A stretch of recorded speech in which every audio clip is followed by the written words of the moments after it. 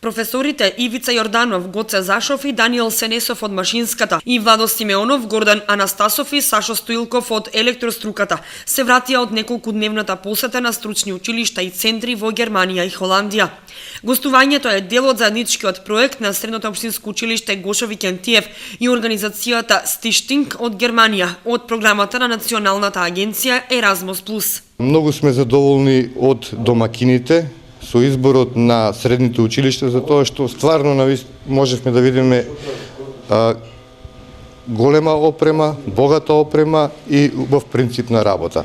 Се надевам дека со размената на искуството со колегите од Германија и од Холандија ќе успееме да прилагодиме некои работи кај нас.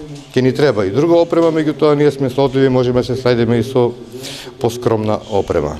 Професорите го посетија Берувс коледж во Ешвајлер, Германија, Центарот за стручна обука за авиомеханичари во Мастрихт, Холандија, Едукативниот центар за автомототехника од Германија, Аркус коледж од Херлен, Холандија и регионалниот едукативен центар во Левенбург, Холандија. Таму има неколку своји презентации. Имавме една презентација за Република Македонија, општина Кочани и со Гошо Викентиев, една презентација за изработка на картинг од користени материјали. Колегите од Електроструката има две презентации, презентација на ПЛЦ со контролери, исто која се користи во практичната настава, демонстрација на комбинација од ПЛЦ и Лего роботи, една демонстративна вежба, за која учениците и колегите имаат стварно навистина голема заинтересираност и во Германија и во Холандија.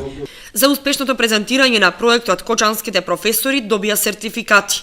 Преку ваквите средби и гостувања, истекнувањето и искуства, значително се работи на подобрување и зголемување на квалитетот на практичната настава во училиштето.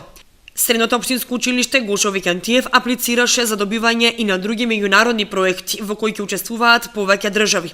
Станува збор за проектите "Нема леп, нема живот", предизвик за отстранување на проблемот, напуштање на наставата и богатството во мене, како и проектот за подигање на свеста кај младите за развивање на спортот.